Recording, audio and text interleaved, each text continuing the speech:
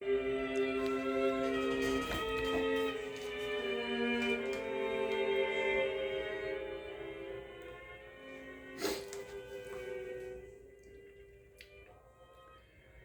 I ask you, what can be expected of man as a being endowed with such strange qualities? Shower him with all earthly blessings. Drown him in happiness completely, over his head so that only bubbles pop up on the surface of happiness, as on water. Give him such economic satisfaction that he no longer has anything left to do at all except sleep, eat gingerbread, and worry about the non-cessation of world history. And it is here, just here, that he, this man, out of sheer ingratitude, out of sheer lampoonery, will do something nasty. He will even risk his gingerbread and wish on purpose for the most pernicious nonsense, the most non-economical meaninglessness, solely in order to mix into all this positive good sense his own pernicious fantastical element. It is precisely his fantastic dreams, his most banal stupidity that he will wish to keep hold of, with the sole purpose of confirming to himself, as if it were so very necessary, that human beings are still human beings and not piano keys, which, though played upon with their own hands by the laws of nature themselves, are in danger of being played so much that outside the calendar it will be impossible to want anything. And more than that, even if it should indeed turn out that he is a piano key, if it were even proved to him mathematically and by natural science, he would still not come to reason, but would do something contrary on purpose, solely out of ingratitude alone, essentially to have his own way. And if he finds himself without means, he will invent destruction and chaos, he will invent all kinds of suffering and still have his own way. He will launch a curse upon the world, and since man alone is able to curse, that being his privilege which chiefly distinguishes him from other animals, he may achieve his end by the curse alone.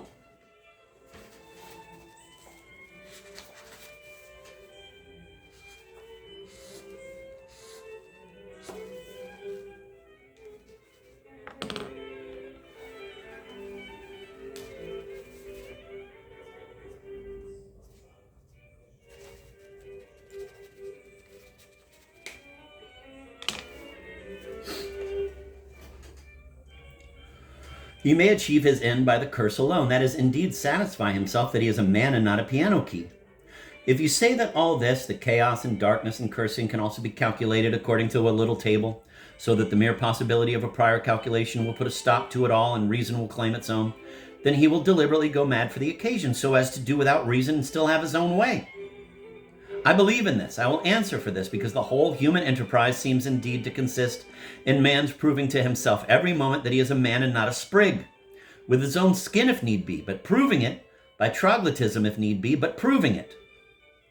And how not sin after that? How not boast that this has still not come about, and that wanting so far still depends on the devil knows what? You shout at me, if you do still honor me with your shouts, that no one is taking my will from me here, that all they are doing here is busily arranging it somehow so that my will, of its own will, coincides with my normal interests, with the laws of nature, and with arithmetic.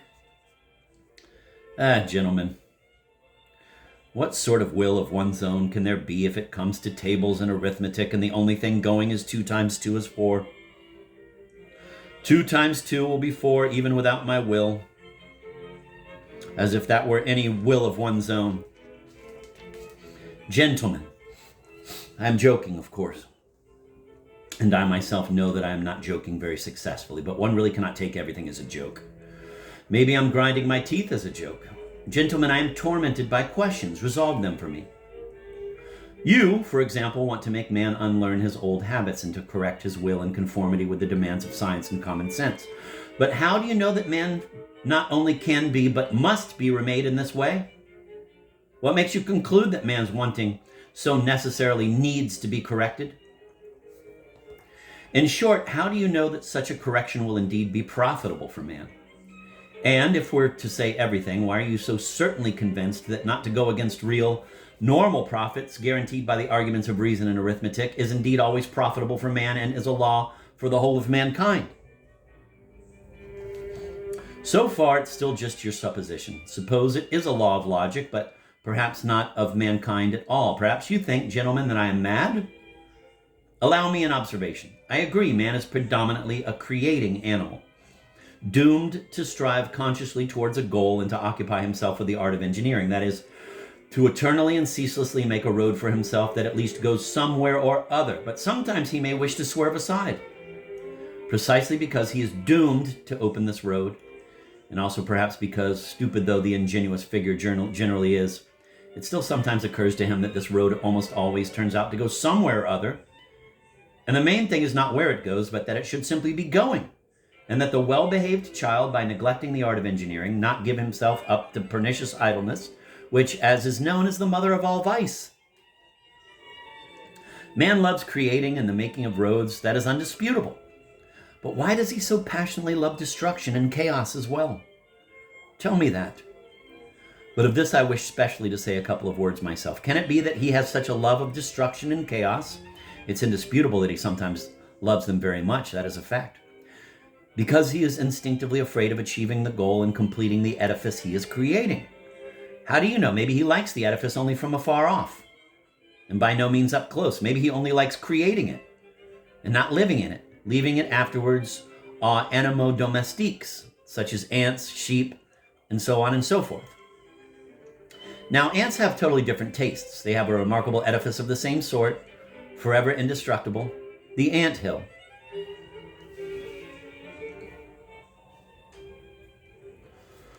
With the anthill, the most reverend ants began, and with the anthill they will doubtless end as well, which does great credit to their constancy and positiveness. But man is a frivolous and unseemly being, and perhaps, similar to a chess player, likes only the process of achieving the goal, but not the goal itself. And who knows, one cannot vouch for it, perhaps the whole goal mankind strives for on earth consists just in the ceaselessness of the process of achievement alone. That is to say, in life itself, and not essentially in the goal, which of course is bound to be nothing other than 2 times 2 is 4. That is a formula, and 2 times 2 is 4 is no longer life, gentlemen, but the beginning of death. At least man has always somehow feared this 2 times 2 is 4, and I fear it even now. Suppose all man ever does is search for this 2 times 2 is 4. He crosses oceans. He sacrifices his life in the search. But to search it out, actually to find it, by God, he's somehow afraid. For he senses that once he finds it, there will be nothing to search for. Workers, when they're done working, at least get their pay, go to a pothouse, and wind up with the police, so it keeps them busy for a week. But where is man to go? Something awkward, at any rate, can be noticed in him each time he achieves some such goal. Achieving he likes, but having achieved he does not quite like. And that, of course, is terribly funny. In short, man is comically arranged. There's apparently a joke in all this. But still, 2 times 2 is 4 is a most obnoxious thing. 2 times 2 is 4, why, in my opinion, it's sheer impudence, sirs. 2 times 2 is 4 has a cocky look. It stands across your path, arms akimbo, and spits. I agree that 2 times 2 is 4 is an excellent thing, but if we're going to start praising everything, then 2 times 2 is 5 is sometimes also a most charming little thing.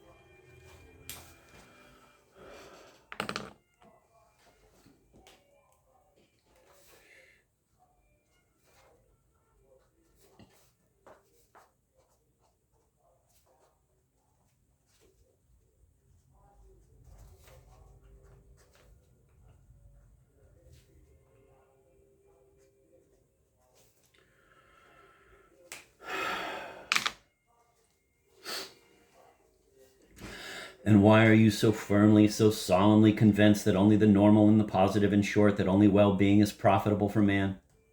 Is reason not perhaps mistaken as to profits? Maybe man does not love well-being only. Maybe he loves suffering just as much. Maybe suffering is just as profitable for him as well-being. For man sometimes loves suffering terribly much to the point of passion, and that is a fact. Here there's not even any need to consult world history. Just ask yourself if you're a human being and have had any life at all. As for my personal opinion, to love just well-being alone is even somehow indecent. Whether it's good or bad, it's sometimes also very pleasant to break something. I, as a matter of fact, take my stand here neither with suffering nor with well-being. I stand for my own caprice, and that it be guaranteed me when necessary. Suffering, for example, is inadmissible in vaudevilles. I know that. In a crystal palace, it is even unthinkable. Suffering is doubt. It is negation. And what good is a crystal palace in which one can have doubts? And yet I'm certain that man will never renounce real suffering, that is destruction and chaos. Suffering, why, this is the sole cause of consciousness. Though I did declare at the beginning that consciousness, in my opinion, is man's greatest misfortune, still I know that man loves it and will not exchange it for any satisfactions. Consciousness, for example, is infinitely higher than 2 times 2. After 2 times 2, there would, of course, be nothing left, not only to do, but even to learn. The only possible thing to do then would be to stop up our 5 senses and immerse ourselves in contemplation. Well, but with consciousness, though the result comes out the same, that is, again, there's nothing to do. At least one can occasionally whip oneself, and after all, that livens things up a bit. It may be retrograde, but still it's better than nothing.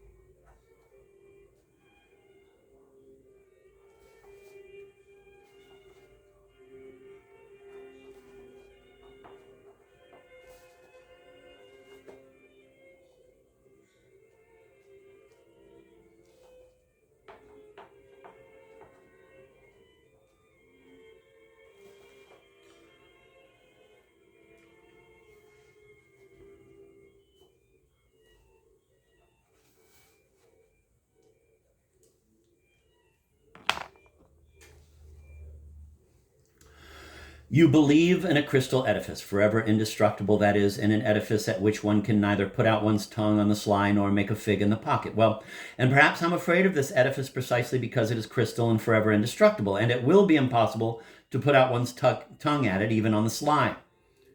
Now look, if instead of a palace there is a chicken coop and it starts to rain, I will perhaps get into the chicken coop to avoid a wetting, but all the same I will not take the chicken coop for a palace out of gratitude for its having kept me from the rain. You laugh. You even say that in that case it makes no difference, chicken coop or mansion. Yes, say I, if one were to live only so as not to get wet. But what's to be done if I've taken it into my head that one does not live only for that, and that if one is to live, it had better be in a mansion? This is my wanting, this is my desire. You will scrape it out of me only when you change my desires. So change them. Seduce me with something else. Give me a different ideal, but meanwhile I will not take a chicken coop for a palace. Let it even be so that the crystal edifice is a bluff, that by the laws of nature it should not even be, and that I've invented it only as a result of my own stupidity, as a result of certain old non-rational habits of our generation. But what do I care if it should not be? What difference does it make since it exists in my desires, or better, exists as long as my desires exist? Perhaps you're laughing again. Laugh if you please. I will accept all mockery, but still I won't say I'm full when I'm hungry. Still I know that I will not rest with a compromise, with a ceaseless recurring zero, simply because according to the laws of nature it exists, and exists really. I will not take a tenement house with apartments for the poor and a 1,000-year lease and the dentist Wagenheim's shingle for good measure as the crown of my desires. Destroy my desires. Wipe out my ideals. Show me something better and I will follow you. Perhaps you'll say it's not worth getting involved, but in that case I can answer you the same way. Our discussion is serious. If you do not deign to give me your attention, I'm not going to bow and scrape before you. I have the underground.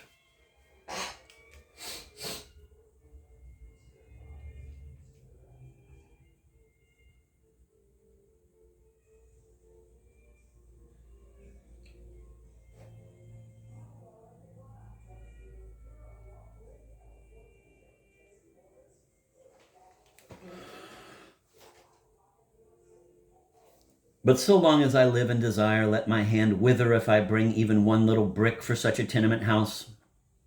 Never mind that I myself have just rejected the crystal edifice for the sole reason that one cannot taunt it with one's tongue. I said that not because I have such a love of putting out my tongue. Perhaps I was angry simply because such an edifice at which it is possible not to put out one's tongue has never yet been found among all your edifices. On the contrary, I would let my tongue be cut off altogether, from sheer gratitude, if only it could be so arranged that I myself never felt like sticking it out again. What do I care that it's impossible to arrange it so, and one must content oneself with apartments? Why then have I been arranged with such desires? Can it be that I've been arranged simply so as to come to the conclusion that my entire arrangement is a hoax? Can that be the whole purpose? I don't believe it. You know what, though? I'm convinced that our sort, the underground ones, ought to be kept on a tether, though we're capable of sitting silently in the underground for 40 years. Once we do come out and let loose, we talk. The final end, gentlemen, better to do nothing, better conscious inertia. And so, long live the underground. Though I did say that I envy the normal man to the point of uttermost bile, still I do not want to be him on those conditions in which I see him. Though all the same, I shall not stop envying him. No, the underground is in any case more profitable. There one can at least, but here too, I'm lying. Lying because I myself know, like 2 times 2, that it is not at all the underground that is better, but something different, completely different, which I thirst for but cannot ever find. Devil take the underground. Even this would be better here, if I myself believed at least something of all I've just written, for I swear to you, gentlemen, that I do not believe a word, not one little word of all I've just scribbled. That is, I do believe perhaps, but at the same time, who knows why, I sense and suspect that I'm lying like a cobbler. Then why did you write it all, you say to me? And what if I put you away for some 40 years with nothing to do, and then come to you in the underground after 40 years to see how you've turned out? One cannot leave a man alone and unoccupied for 40 years, can one?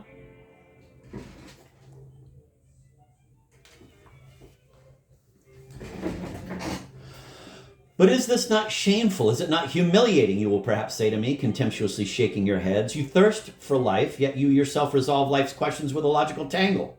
And how importunate, how impudent your escapades, yet at the same time, how frightened you are. You talk nonsense and are pleased with it. You say impudent things, yet you keep being afraid and asking forgiveness for them.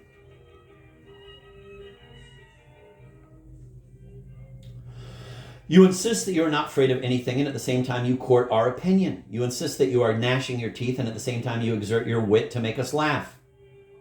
You know that your witticisms are not witty, but you are apparently quite pleased with their literary merits. You may indeed have happened to suffer, but you do not have the least respect for your suffering. There is truth in you too, but not integrity. Out of the pettiest vanity you take your truth and display it, disgrace it in the marketplace. You do indeed want to say something, but you conceal your final word out of fear because you lack the resolve to speak it out. You have only cowardly insolence. You boast about consciousness, yet all you do is vacillate. Because though your mind works, your heart is darkened by depravity. And without a pure heart, there can be no full, right consciousness. And how importunate you are, how you foist yourself, how you mug. Lies, lies, lies. To be sure, I myself have just made up all these words of yours. This too is from underground. I've spent 40 years on end there listening to these words of yours through a crack. I thought them up myself since this was all that would get thought up. I thought them up myself since this was all that would get thought up. No wonder they got learned by heart and assumed a literary form. But can it be that you are indeed so gullible as to imagine I will publish all this and what's more, give it to you to read? And here's another puzzle for me. Why indeed do I call you gentlemen? Why do I address you as if you were actually my readers? Such confessions as I intend to begin setting forth here are not published and given to others to read. At least I do not have so much firmness in myself and do not consider it necessary to have it. But you see, a certain fancy has come into my head and I want at all costs to realize it. Here's what it is.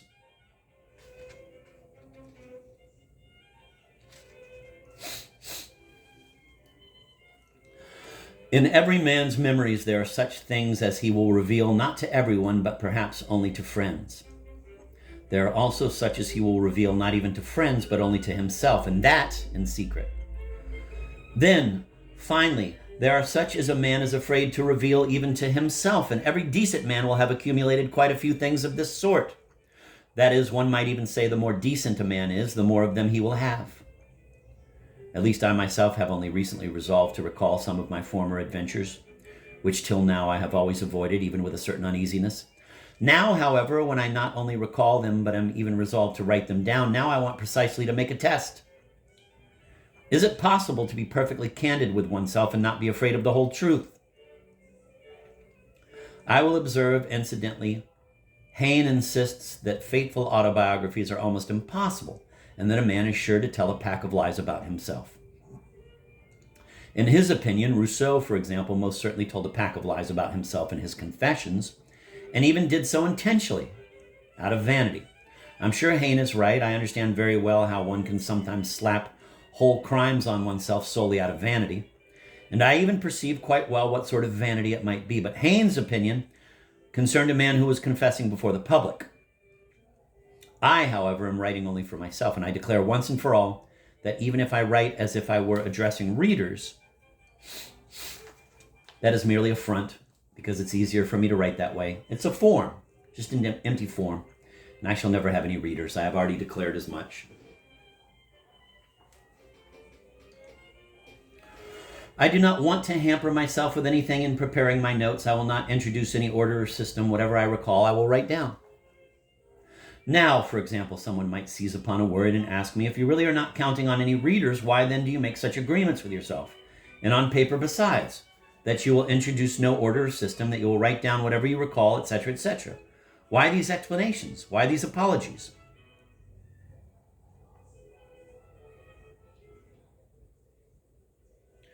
Well, so it goes, I reply. There is, however, a whole psychology here. Maybe it's also that I'm simply a coward, and maybe also that I'm purposely imagining a public before me so as to behave more decently while I write.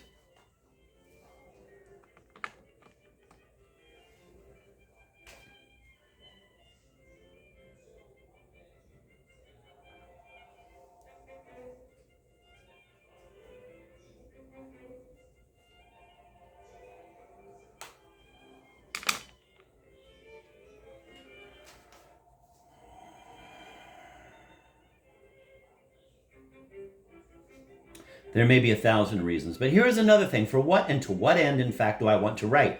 If not for the public, then why not simply recall everything mentally without transferring it to paper? Right, sir, but on paper it will somehow come out more solemnly.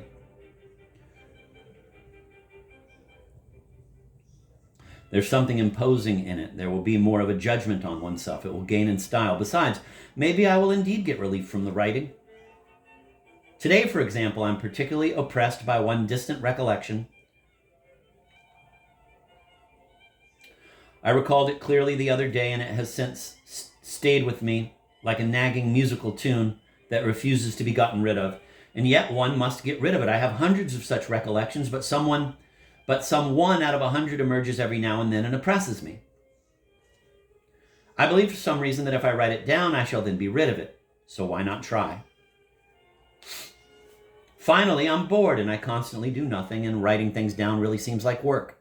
They say work makes a man good and honest. Well, here's a chance at least. Snow is falling today. Almost wet, yellow, dull, and it was falling yesterday. And it was falling the other day as well. I think it was apropos of the wet snow that I recalled this anecdote that now refuses to be gotten rid of. And so, let this be a story apropos of the wet snow.